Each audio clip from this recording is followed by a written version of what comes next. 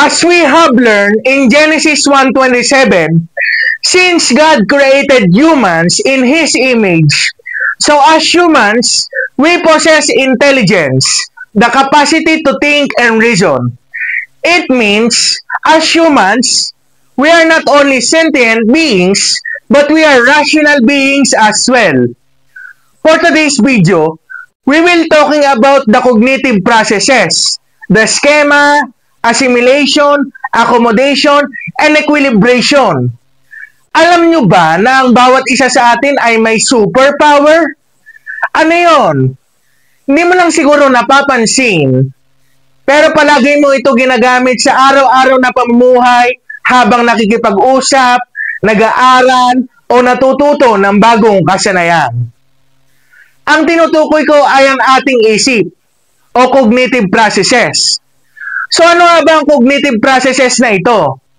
Ang cognitive processes ay tumutukoy sa mga mental na proseso ng ating utak kung paano tayo natututo, nag-iintindi, at nag-a-adjust sa mundo sa paligid natin. Ngayong araw, pag-uusapan natin ang mga konsepto ng schema, assimilation, accommodation, and equilibration at kung paano ito nangyayari sa totoong buhay gaya ng pag-aaral ng bagong wika o pagtugtog ng instrumento. Tara, tuklasin natin ang mga kaalamang ito. Now, let's talk about the schema. Schema, it is also known as the mental framework. Ang schema ay parang folder sa utak natin. Dito natin ini-store ang mga kaalaman at karanasan natin bilang mga tao. Halimbawa, kapag narinig mo ang salitang aso, malamang nai-imagine mo sa iyong utak na isa itong chihuahua o isang labrador. That's your schema for aso. Now, let's talk about assimilation. Ito ay proseso kung saan ina-absorb natin ang mga bagong kaalaman sa existing schema natin. Kahit hindi ito eksaktong tugma. Halimbawa, nag-aaral ka ng Spanish. Alam mo, ang English word ng apple.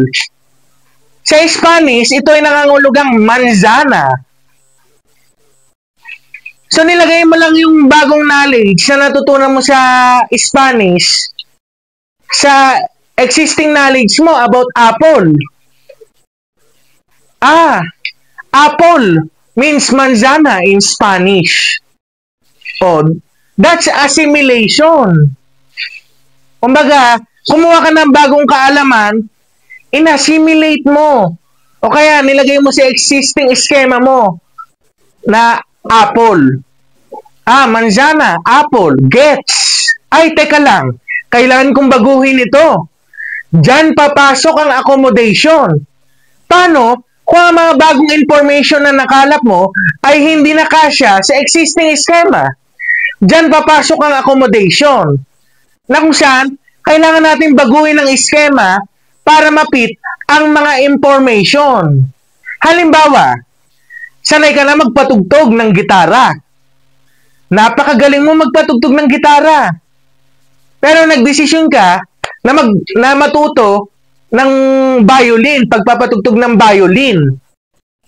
Sa tingin mo ba, ganda lamang ba kadali ang magpatugtog ng bagong kaalaman, kagaya ng violin? Hindi. Bagamat may kaalaman ka sa gitara, na parehas silang may string, violin at gitara, parehas ginagamitan ng string, pero magkaiba sila ng ginagamit na technique sa pagpapatugtog, no? Diyan papasok ang accommodation. Na kung saan, yung mga bagong kaalaman na nakalap mo, para mapitsa sa bagong kaalaman, gagawa ka ngayon ng bagong schema. That's accommodation. Now, let's talk about equilibration or finding the balance. Tandaan natin, ang goal ng utak natin ay balance. Kapag may mga bagong kaalaman na hindi tugma sa alam natin, nakakaramdam tayo ng confusion or discomfort. Kapag na-assimilate o na-accommodate na natin ito, bumabalik tayo sa balance. That's equilibration. Let's say for example, natututo ka ng bagong wika ang Japanese. Una, kabado ka. Hiragana, katakana, ano yan? Pero habang natututo ka, ginagamit mo yung konsepto ng assimilation and accommodation. Halimbawa, kumukuha ka ng bagong kaalaman at nilalagay mo to sa existing schema mo. That's assimilation. Pangalawa, accommodation. Binabago mo yung mga dating notions mo para makabuo ka ng bagong schema. That's accommodation. At panghuli, equilibration, na kung saan nagiging komportable ka na sa paggamit ng wikang Japanese sa katagalan. Ayun yung equilibration, finding a balance. Kaya kahit mahirap sa simula, kaya mo pala kung pagpupursigihan mong matutunan. Ngayon, dako naman tayo sa mga real-life examples ng cognitive processes. Halimbawa, learning a new language. May malawak na English vocabulary ka. That's your schema. Assimilation. Natutunan mong bonjour ay nangangahulugang hello sa French. Sumunod, accommodation. Nalaman mong may gender ang noun sa French. Kailangan mong baguhin ang schema mo. And then equilibration. Eventually, naging komportable ka na sa structure ng French. Another real-life example is playing a musical instrument. Schema, marunong kang magpiano.